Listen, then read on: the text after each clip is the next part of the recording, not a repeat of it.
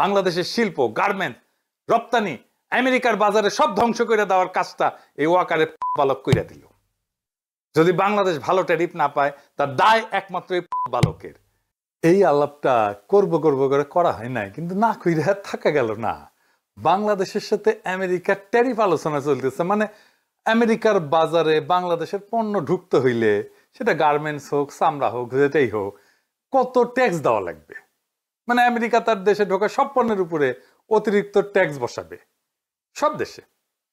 আগে ট্যাক্স ছিল 0 বা 5%, সেইটার ট্যাক্স বা ট্যারিফ হয়ে যাবে 20% বা 30% বা তারও বেশি। এটা হুদাহুদি করে নাই, তারা কইতেছে এটা রিসিপ্রোকাল ট্যারিফ, মানে তুমি যেমন ট্যাক্স বসাও আমার পণ্যে, আমি তেমন ট্যাক্স বসাবো তোমার পণ্যে। মানে বাংলাদেশ যদি আমেরিকান পণ্যে 30% ট্যাক্স দেয় ধরে, তাহলে বাংলাদেশি পণ্যকে আমেরিকায় ঢোকার জন্য 30% ট্যাক্স দিতে হবে, নো হাঙ্কি পাঙ্কি। তো এই ট্যারিফ বসায় আমেরিকা থামে থাকে নাই, তারা আলাপ আলোচনা শুরু করছে দেশগুলোর সাথে। অনেক দেশ আলোচনা করে ট্যারিফ কমায়ও নিছে, শুল্ক কমায় নিছে আর কি। যারা কমায় নিছে তারা এমন কোন বাণিজ্য সুবিধা দিছে আমেরিকাকে যার জন্য ট্যারিফ কমাইতে পারছে। এটা একটা বার্গেনিং টুল আর কি, এটা দিয়ে বার্গেনিং করিচ্ছে আমেরিকা।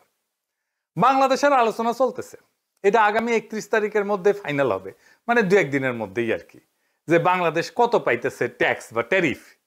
যদি বাংলাদেশ ট্যারিফ কমাইতে না পারে তাইলে হাতে হ্যারিকেন ধরতে হবে, কলে এই শুল্ক কার্যকর হবে 1 আগস্ট থেকে। তবে আমেরিকান বাণিজ্য মন্ত্রী বলছে শুল্ক কার্যকর হইলেও আলোচনা চলবে। আমি এটা নিয়ে একটা ভিডিও করেছিলাম, আপনারা জানেন যে আমি ইকোনমিক্সের ছাত্র। এই শুল্ক দীর্ঘমেয়াদে আমেরিকান ইকোনমির ক্ষতি করবে, তবে স্বল্প মেয়াদে তা আমাদের ক্ষতি করবে, অবশ্যই করবে, যদি আমরা শুল্কের একটা ভালো রেট না পাই। যাই হোক, আমি ওই একাডেমিক আলোচনাতে যাব না, আমরা এই চুক্তির একটা বিশেষ দিক নিয়ে আলোচনা করব। কুটি এশিয়া ইন্ডিয়া গ্যাঞ্জাম করিচ্ছে, আর ইন্ডিয়ার গ্যাঞ্জাম করে লাভটা কি, এটা নিয়ে আলাপ করব। এটা হইতেছে গোপনীয়তার চুক্তি। মানে এই যে বাংলাদেশ আলোচনা করতেছে আমেরিকার সাথে, সে আলোচনার আগে একটা চুক্তি করেছে বাংলাদেশের সাথে, তার নাম গোপনীয়তার চুক্তি। এখন বাংলাদেশে হাউকা উঠেছে, কেন এই আলাপ গোপনে করতে হবে, কেন পাবলিক জানিতে পারিবে না, ইউনূস সরকার খুব খারাপ কাজ করিচ্ছে, তাই না? দেবপ্রিয় কইছে এই ধরনের গোপনীয়তা চুক্তি করছে বাংলাদেশ এই ট্যারিফের নেগোসিয়েশনের টাইমে, তার নজিরবিহীন, আগে কখনো এটা হয় নাই। দেখেন, কথা সত্য, মিছা কথা কয় নাই। তার সাথে এটাও সত্য যে এই একতরফাভাবে সব দেশকে রিসিপ্রোকাল ট্যারিফ চাপাই দিয়া আলোচনা শুরু করা, এটাও আমেরিকা আগে কখনো করে নাই, এটাও নজিরবিহীন। এই গোপনীয়তার চুক্তি কি বাংলাদেশ একা করিছে আমেরিকার সাথে, নাকি সব দেশই করিছে? যারা আলোচনা করিচ্ছে সব দেশই করিছে, কিন্তু দেবপ্রিয়বাবুর দাবি সব দেশ করলেও বাংলাদেশ এই চুক্তি করতে পারবে না। তার মানে যে নেগোসিয়েশনে আলাপ, এটা বাংলাদেশ করতেই পারবে না। তো আসেন একটু দেখি, আমি তো কইলাম, আপনারা বিশ্বাস করবেন কেন, আগে দেখি যে আসলে অন্যরা গোপনীয়তা চুক্তি করেছে কিনা। হ্যাঁ করেছে, আমরা ফিলিপাইনের সংবাদ মাধ্যমে দেখতে পারি, তারা বলতেছে, আমরা এটার বিস্তারিত বলতে পারবো না কারণ এনডিএ, মানে এটাই বলে গোপনীয়তার চুক্তি, নন ডিসক্লোজার এগ্রিমেন্ট, মানে যেটারে আমরা গোপনীয়তার চুক্তি বলতেছি সেটা সাইন করা আছে। ইংরেজিতে কইছে, এ দেখেন, however when asked to provide a list of products included in the tariff concession, Rodolfo did not provide details as they are signatory of a non-disclosure agreement, NDA.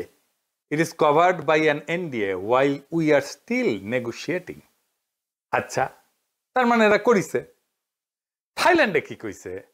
Due to signing of a non-disclosure agreement, the Thai government is unable to disclose specific details of the ongoing negotiations. তার মানে এদের সাথেও করা হয়েছে। আচ্ছা, আর্জেন্টিনার সাথে কি করা হয়েছে? এদের সাথেও এনডিএ করা হয়েছে। দেখেন, করছে the bilateral pact has been quietly in the works for 3 months under the signing of confidentiality agreement, NDA, that prevent negotiators from disclosing details. এমনকি ভিয়েতনামে জানাচ্ছে যে তারা বলতে রাজি হয়নি, কারণ এই যে তথ্যগুলো, সে তথ্যগুলো পাবলিক না। তার মানে আমরা বেশ কয়েকটা দেশের গোপনীয়তার চুক্তি দেখলাম, ওরা করতে পারবে কিন্তু আমরা করতে পারবো না। কি আবদার! যদি সবাই চুক্তি করে আর আমরা যদি এই চুক্তি না করি, তাহলে আমাদের সাথে নেগোসিয়েশন করবে আমেরিকা, বলেন তো? আমেরিকা তো বলবে তুমি কোন হরিদাস পাল আসছো যে তোমার সাথে গোপনীয়তার চুক্তি ছাড়া নেগোসিয়েশন করতে হবে আমাকে। আচ্ছা ধরেন এই এগ্রিমেন্ট ছাড়াই, গোপনীয়তার চুক্তি ছাড়াই আলাপ করলো বাংলাদেশের সাথে, স্পেশাল খাতির করলো আর কি আমেরিকা। তো যারা সাইন করেছে এই গোপনীয়তার চুক্তি তারা এসে বলবে না যে আমার সাথে সাইন করলা এগ্রিমেন্ট, বাংলাদেশের সাথে করলা না কেন, বিষয়টা কি, পিতলা খাতির কেন? আমেরিকা কি জবাব দিবে? তারপরেও দেবপ্রিয়রা প্রশ্ন তুলতে পারে কেন এটা জনগণ জানবে না? কি আর বলবো, এই দেবপ্রিয়রা 111 করলো। দেবপ্রিয় কিন্তু এই জেনেভায় পোস্টিং নিছিল 111 এর পরে, বেনিফিশিয়ারি ছিল। এই দেবপ্রিয় ট্রানজিট ট্রান্সশিপমেন্টের ওকালতি করেছে, আর এখন খুব নন ডিসক্লোজার এগ্রিমেন্ট করেছে। সিপি ব্যবহার করেছে বাণিজ্যের নামে গোপন চুক্তি মানবো না, ওরে আমার ওরে ওরে, এইগুলার মাথার খোদাতলা গোবর দিলেও হইতো। যাই হোক, আলাপটা কি কইতেছে ওরা বুঝেছে, আসেন এটা একটু আমরা বুঝে দেখি। আমি আপনাদের আগেও কইছি সিপিবি যা বলবে, দেবপ্রিয় যা বলবে তার উল্টা দিকে দাঁড়াবেন। সিপিবি যেহেতু বিরোধিতা করতেছে, দেবপ্রিয় যেহেতু বিরোধিতা করতেছে, এটা দেশের জন্য ভালো আর ইন্ডিয়ার জন্য খারাপ। এই চুক্তিটা কোনো গোপন চুক্তি না, এটা গোপনীয়তার চুক্তি। গোপন চুক্তি আর গোপনীয়তার চুক্তি দুইটা ভিন্ন জিনিস। মানে যতক্ষণ এই ট্যারিফ নিয়ে আমাদের আলোচনা হইতেছে আমেরিকার সাথে, ততক্ষণ আমাদের আলোচনার বিষয় বাইরে যাবে না। ধরেন প্রফেসর ইউনূস স্যার তারেক রহমান আলাপ করলেন লন্ডনে, তো ওই আলাপ কি লাইভে দেখছি আমরা? ওটা ধরে লাইভ হইতো, গোপনীয়তার যদি কোনো দরকারই না থাকে। গোপনীয়তা যখন থাকার দরকারই নাই, তাহলে ওই আলাপের পুরাটা রেকর্ড করে জানাই দিলে হয়। তা তো জানাই নাই। আলাপের ফলাফল আমরা জানছি, কিন্তু আলাপের খুঁটিনাটি জানার দরকার আমাদের নাই। এই আলাপ তো প্রকাশ্যে করার বিষয় না। কেন না আমি এটা পরে বলতেছি। এই আলাপ হবে বাংলাদেশের ট্যারিফ কত হবে। এই ট্যারিফ যদি কমে তাহলে আমেরিকাকে তো কিছু দিতে হবে। সেটা কি কি দেওয়া হবে সুবিধা হিসেবে, তার সবকিছুই দুই দেশের মানুষই জানবে যখন চুক্তিটা হয়ে যাবে। কিন্তু এই আলোচনার প্রসেসের মধ্যে যা আলোচনা হবে এই সময়টায় কিছু জানানো যাবে না, কারণ অন্য দেশও আলোচনার মধ্যে আছে। তারা যদি জেনে যায় আমরা কি আলোচনা করতেছি, তাহলে তো এই আলোচনার ফলপ্রসূ হবে না। প্র্যাকটিক্যাল কারণে এটা বার্গেন, তো অনেক দেশের সাথে বার্গেন করতেছে আমেরিকা। ধরেন আমরা যাই না গেলাম কি নিয়ে, ইন্ডিয়ার সাথে বার্গেন করতেছে আমেরিকা। আমরা তো ইন্ডিয়ার চাইতে ভালো কন্ডিশন দিব আমেরিকাকে, তাই না? খুবই ন্যাচারাল এটা। তো বাংলাদেশ যা দিতেছে আর পাইতেছে, এটা আমাদের সাথে যারা কম্পিটিশন করে আমেরিকার মার্কেটের জন্য, তারা যাই না গেলে তো আমাদের বিপদ। আমরা তো নেগোসিয়েশন করতে পারবো না। ইন্ডিয়া তো সুবিধা নেবে এটার, কারণ ইন্ডিয়া তো ওই মার্কেটে আমাদের কম্পিটিটার। বাংলাদেশ যদি যুক্তরাষ্ট্র বা পশ্চিমা শক্তির কাছে ফেভারেবল ট্যারিফ না পায়, তাহলে সেই শূন্যতা পূরণে ভারত চূড়ান্তভাবে উপকৃত হবে। অর্থনীতিতে হবে, রাজনীতিতে হবে এবং আঞ্চলিক প্রভাব বিস্তারে হবে। এই পুরো প্রক্রিয়া এক ধরনের সফট ডিইন্ডাস্ট্রিয়ালাইজেশন এবং স্ট্র্যাটেজিক ডিপেন্ডেন্সি হবে বাংলাদেশের ইন্ডিয়ার উপরে, যদি এই ট্যারিফ নেগোসিয়েশনে আমরা হেরে যাই। বাংলাদেশকে পশ্চিমের বাজারে দুর্বল কইরা বাংলাদেশের অর্থনীতি ভারত নির্ভর করে তুলতে পারবে ইন্ডিয়া, যদি এই ট্যারিফ নেগোসিয়েশনে আমাদের চাইতে ইন্ডিয়া ভালো ট্যারিফ পায়, অথবা আমরা যদি অনেক বেশি ট্যারিফ দিতে হয়। এই জাউরারা হাউকাউ করতেছে, মানুষকে কনফিউজ করতেছে, যেন এই নেগোসিয়েশনে বাংলাদেশ জিততে না পারে, ইন্ডিয়া যেন বেশি সুবিধা পায় আর আমাদের মারা যায়। দেবপ্রিয় সিপিবি এদের হাউকাউয়ের লক্ষ্যই এটা। দুনিয়ায় কোন দেশের মিডিয়ার কোনো কুরকুরে নেয়, সবাই তো এই সাইন করছে না, একমাত্র বাংলাদেশের অনুসন্ধানী সাংবাদিকদের এতই কারেন্ট, এই গোপনীয়তার চুক্তি প্রকাশ করতেই হবে। তো এটা নিয়ে কি হইল আসেন দেখি। এখানে সে একই রোজিনা কাণ্ড ঘটনা হইল। এনবিআর এর দ্বিতীয় সচিব মুকিদুল আলমকে দিয়া এই আলোচনার বিষয়াদি কচুক্ষেতি বাইর করল। কচুক্ষেতি মানে কিন্তু ও আকারের বালক, বালক মানে জানেন তো, হ্যাঁ, যে মারা দেয়, বুঝছাও। র এর ডাইরেক্ট পেরোলে এই পদ বালক, সেইটা দিয়া বাংলা আউটলুকে নিউজ করাইল। মুকিদুল ধরা খাইল, চাকরি গেল। বাংলা আউটলুকের নিউজ ছড়াই নিলে কচুক্ষেতি নিজের পেজে ওই চুক্তির আলোচনা প্রকাশ করে দিল। দেখেন এর ফলে কি হইল, বাংলাদেশের আলোচকেরা, নেগোসিয়েটরেরা মারাত্মক চাপে পড়লো। আলোচনার নেগোসিয়েশন আমরা পিছায় পড়লাম, ইন্ডিয়া আপার হ্যান্ড পাইলো। তাহলে বুঝেছেন তো কে কার সুবিধার জন্য এটা পাবলিক করা হয়েছিল, ওই বালক ওয়াকারের কেন এটা পাবলিক করলো। আপনারা তো জানেন বাংলাদেশ যদি ফেভারেবল ট্যারিফ না পায় তাহলে ইন্ডিয়া লাভবান হবে, আর কেউ না। ইন্ডিয়াকে উপহার দিল ওয়াকারের বালক। এইবার সব বুঝেছেন তো, মিলিছে সব। বাংলাদেশের শিল্প, গার্মেন্ট, রপ্তানি আমেরিকার বাজারে সব ধ্বংস করে দেওয়ার কাজটা এই ওয়াকারের বালক কইরা দিল। যদি বাংলাদেশ ভালো ট্যারিফ না পায় তার দায় একমাত্র এই বালকের।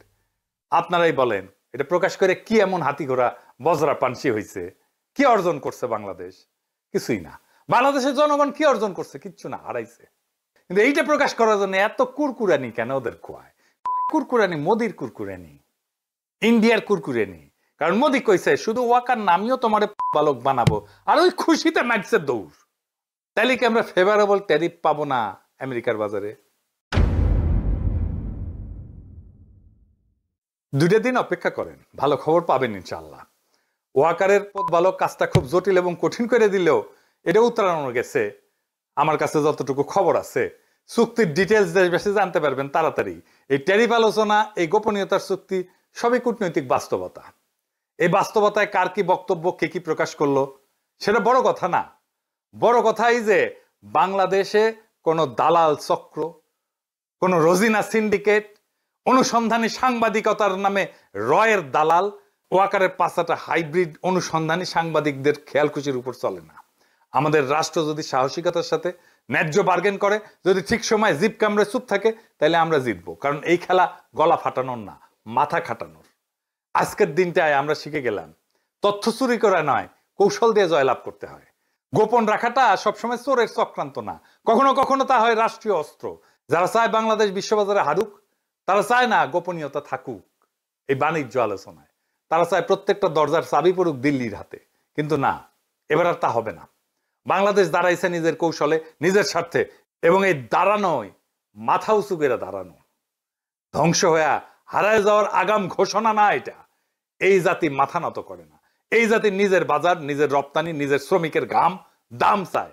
যুক্তরাষ্ট্র হোক, ভারত হোক, কেউ আমাদের পেছনে রেখে সুবিধা পাবে না যদি আমরা নিজের প্রতি বিশ্বস্ত থাকি। তাই শেষ কথা একটাই, এই লড়াইয়ে আমরাও জিতবো। কারণ এইবার বার্গেনের টেবিলে বসছে এক নতুন বাংলাদেশ। ইনকিলাব জিন্দাবাদ।